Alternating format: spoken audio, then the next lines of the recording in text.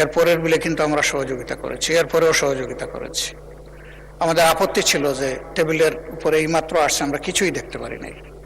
আমরা ওই কনসেনসাসের উপরে আমরা রেসপেক্ট আমরা রেখেছি, সেটা আমরা রাখতে পারলাম। এই আপনার সভাপতিত্ব হয়েছে, আমরা সেটা রাখতে পারলাম। কিন্তু আমাদের একটা ন্যায্য এই দাবি, যেটার সাথে সবার ব্যক্তিগত আবেগ, চিন্তা এবং কন্ট্রিবিউশন, স্যাক্রিফাইস জড়িত, সেটা একটু সরকারি দল পারেন না একটু রিভিউ করতে? তারা একটু মন বড় করে বলতে পারেন, ঠিক আছে এজ ইট ইজ আমরা এখন পাশ করে নিলাম, ভবিষ্যতে অধিকতর সংশোধন দরকার মনে করলে আবার আমরা বিল আনব, সেটা পারি। কিন্তু না না, আপনারা তো পাশ করেছেন সংশোধনী সহ। মাননীয় স্পিকার, এটা কি সংশোধনী সহ পাশ হয়েছে নাকি সংশোধনী ছাড়া পাশ হয়েছে?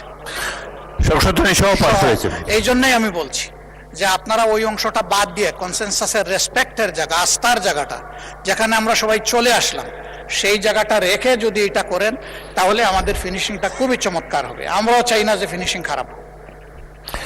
মাননীয় বিরোধী দলের নেতা, এরপরে একটা কথা আছে, এটা আপনি বলেছেন যে আর একটা মাত্র বিল বাকি আছে, তাইলে বাকি বিলগুলা কি হবে মাননীয় স্পিকার? যেটা কার্য উপদেষ্টা পরিষদের সিদ্ধান্ত হলো যে সবগুলো এখানে আসবে, এর মাঝে বিশেষ পাবে পুলিশ সংস্কার কমিশন, গুম কমিশন, এরপরে তামাকের উপরে একটা আছে, দুদক আছে, এগুলা কি হবে? এগুলা তো ভাইটাল কনসার্ন আমাদের। যদি এগুলা কোনো আলোচনা এখানে না হয় তাহলে আমরা কি শুধু ওই বিলগুলা কনসেনসাসের এগুলোই পাশ করার জন্য এখানে বসে থাকবো? কারণ ওইগুলোর সাথে গোটা ফ্যাসিজম জড়িত ছিল। সেই ফ্যাসিজমের রুটগুলা যদি রেখে আমরা এখান থেকে বিদায় নেই তাহলে আমরা আমাদের দায়িত্ব, বিবেক এবং জনগণের কাছে আমরা দায়বদ্ধ হয়ে যাব। আমরা সে দায় কেন নেব?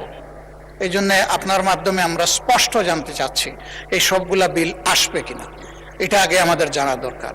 আর আমি যেটা অনুরোধ করেছি, যদি তারা বড় মনের পরিচয় দিয়ে কনসেনসাসের জায়গাটাকে রেসপেক্ট করেন, আমরাও রেসপেক্ট করার চেষ্টা করব। ধন্যবাদ মাননীয় স্পিকার।